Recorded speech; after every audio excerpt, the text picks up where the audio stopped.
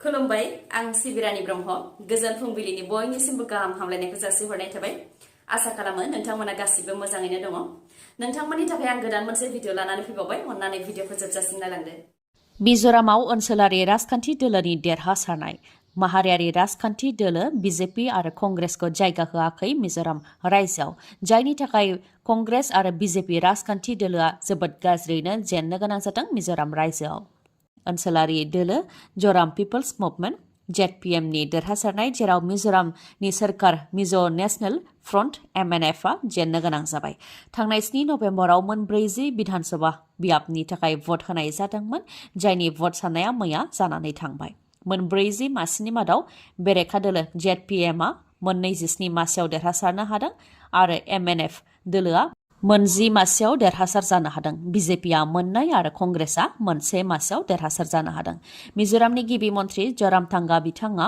आइजल सानजासे बियाबाव जेननो गोनां जादों आरो लेङाइ गिबि मन्थ्रि बिथाङाबो जेननो गोनां जादों बिसायख'थियाव जेननायखौ गनायनानै लादों मिजोरामनि गिबि मन्थ्रि जरामथांगा बिथाङा खामानि मावनायखौ रायजो राजाफ्रा मोजां मोनाखै जानो हागौ बेनि थाखायनो जेननो गोनां जादों होननानै सिमान लायो जरामथांगा बिथाङा लोगोसे कोविड-19नि थाखायबो रायजो राजाफोरजों मोजां मोनजायैनि जाहोनखौ फोरमायथियो बिथाङा आरो जेननाय लोगो लोगोनो बिथाङा रिजाइनेसन लेटारखौ रायजो बेंगिरिनिसिमबो गथायहैयो आरो गोदान सरकारा जाहाथे मोजां खामानि मावलाङो बेनि थाखायबो बुंथियो बिथाङा मिचां सिमब्रेनाय बारनि गोहोमजों तामिलनाडु आरो अन्ध्र प्रदेशआव गोबां अखा आरो बारहुंखा बारदों बे अफ बेंगलनि गेजेरजों फैनाय मिचां सिमब्रेनाय बारा बे अफ बेंगल लैथो सेरनि तामिलनाडु आरो अन्ध्र प्रदेशनि गोबां जायगाफोराव गोहोम खोख्लैदों तामिलनाडुनि चेन्नाइआव बांसिनै गोहोम खोख्लैदों चेन्नाइ आरो चेन्नाइनि खाथिखाला ओनसोलफोरावबो गोबां गोहोम खोख्लैदों सिमब्रेनाय बारहुंखाया गोबां बारहुंखा बारनायजों लोगोसे गोबां अखा हानायनि जाहोनाव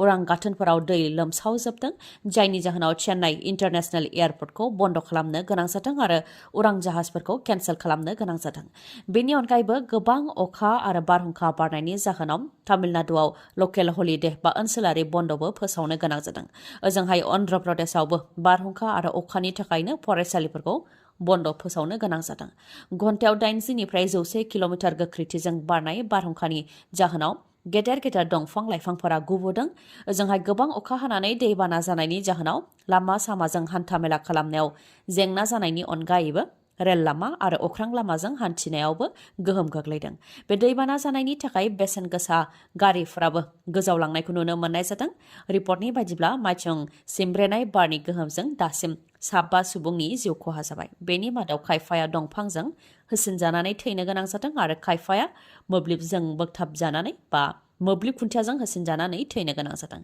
देहा फाहामसालिफोरावबो दै लोमसावनायनि थाखाय फाहामथाय होनायखौनो दोनथ'नो गोनां जादों होननानै रिपर्टआव मोननाय जादों बे गिख्रंथाव सिमब्रेनाय बारनिफ्राय सुबुंफोरखौ रैखा खालामनो थाखाय एनडीआरएफ आरो प्रशासना लैथो जिङाव थानाय सुबुंफोरखौ रैखा खालामनाय हाबाखौबो मावदों गिख्रंथाव सिमब्रेनाय बारनि गोहोमा सोनाब बंग आरो उरिष्यायावबो नांफैनो हागौ होननानै सांग्रांथि फोसावदों बिटिआरनि हाग्रा ओनसोला जोबस्रांनाय फारसे आगान सुरगासिनो दं बेसेन गोसा दंफां लाइफांफोरखौ दानस्रांनानै दंफांनि फालांगि खालामनाय जागासिनो दं बिटिआर ओनसोलाव नाथाय सोरनि आखायाव जोबस्रांनो थांगासिनो दं बिटिआरनि हाग्रा ओनसोला बावैसो सान सिगां मोनसे भिडिअ भाइरेल जादोंमोन जेराव गेदेर गेदेर गोथां दंफांफोरखौ दाननाय जादोंमोन आरो दंफांफोरखौ हाग्रा बिफाननि माखासे सोद्रोमानि बिथोनाव दाननाय जादों होननानै फोरमायथिनायजों लोगोसे उल्टाफानि फरेस्ट रेन्जनि माखासे सोद्रोमाफोरानो बे दंफां दाननायाव लोब्बा दं आरो बिथांमोननि बिथोन होनायावनो दंफांखौ दाननाय जादों होननानै ओनसोलनि सुबुंफोरा भिडिअनि गेजेरजों बुंथिदोंमोन बे भिडिअखौ एनएलएबि आफादनि फेसबुक पेजआव होनायनि उनावनो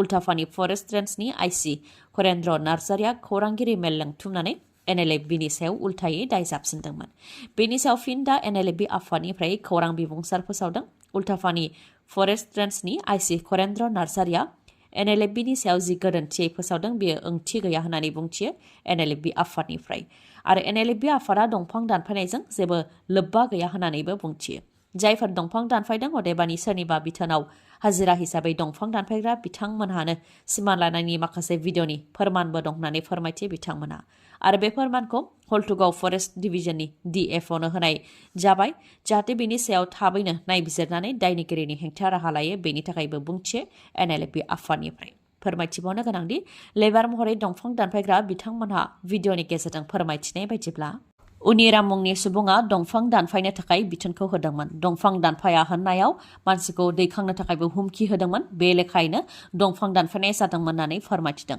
सानथामाव गासै 10 फांनिफ्राय 11 फांसो दंफां दानफायनाय जादोंमोन। फांसे दंफाङाव 1700 रां होदोंमोन आरो दंफां दानफायनायनि थाखाय दासिम 9,000 रां मोननो हाबायखौबो सिमान लादों बिथांमोना।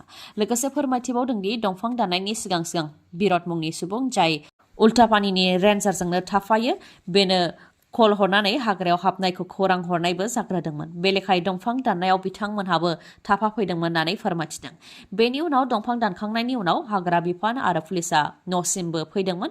बे समाव उनिरामनो गोबां खेब कल हरदोंब्लाबो उनिराम जाय दंफां दानफायनो बिथोन होदों बिथाङा फनखौ हमाखै होननानै फोरमायथिदों। दा बे समाव पुलिसजों हमजायाखैब्लाबो उनाव हमजायोब्ला हमजागोन, नाथाय गासैबो खोथाखौनो फोरमायथिगोन होननानैबो फोरमायथिदों लेबार हिसाबै दंफां दानफायग्रा बिथांमोनहा। आरो बे दंफां दानफायनायाव NLFBआ जेबो सोमोन्दो गैया होननानैबो फोरमायथियो बिथांमोनहा। जायनाखि बिरटआ उल्टापानिनि रेन्जारजोंनो थायो आरो रेन्जारजों थाफानाय लेखायै बेफोर गासै खोथाखौ रेन्जारा मिथियो होननानैबो फोरमायथियो बिथांमोनहा। एयारक्राफ्ट क्रेश जानानै सानै पाइलटनि जिउ खहा। तेलेंगानायाव जादों बे जाब्रबथाया। ट्रेनिं होफुबाय थानाय समावनो क्रेश जानानै सानै थैनो गोनां जादों, जेराव एयारक्राफ्टनि सिङाव सासे ट्रेनार पाइलट आरो सासे ट्रेनी पाइलट दंमोन। रिपर्टनि बायदिब्ला एयारक्राफ्टआ हायद्राबादाव थानाय एयारफोर्स एकाडेमीनिफ्राय बिरदोंमोन। बेयावनो रुटिन ट्रेनिं होफुबाय थानाय समावनो एयारक्राफ्टआ क्रेश जादों। जाय जाथायाव सासे ट्रेनार पाइलट आरो सासे ट्रेनी पाइलटआ जिउ खोमानो गोनां जादों। मा जाहोननि थाखाय एयारक्राफ्टआ क्रेश जानाय बेनि सायाव नायबिजिरनो थाखाय कर्ट अफ इनकुवेरि होनाय जाबाय होननानै मिथिहोदों। मोनसे दुखुनांथाव खौरां, मैदेरनि गाग्लोबनायजों सासे 4 बोसोर बैसोनि उन्दै गथ'सानि जिउ खहा। क'क्राझारनि भारत-भुटान सिमना सरलपारानि सालबारियाव मैदेरनि गाग्लोबनायजों सासे 4 बोसोर बैसोनि उन्दै गथ'साया थैनो गोनां जादों। सामा हाजदानि फिसाज्ला इमानुएल हाजदानि जिउ खहा जानो गोनां जादों आरो बे जाथाया हरनि 12 रिंगायाव जानो मोन्दों। हाग्रानिफ्राय फैनाय मैदेरा 4 बोसोर बैसोनि इमानुएल हाजदाखौ गासिननायाव 4 बोसोर बैसोनि इमानुएल हाजदाया थैनो गोनां जादों। बे जाथायनि अनगायैबो तामुलपुरावबो मैदेरनि उदखार।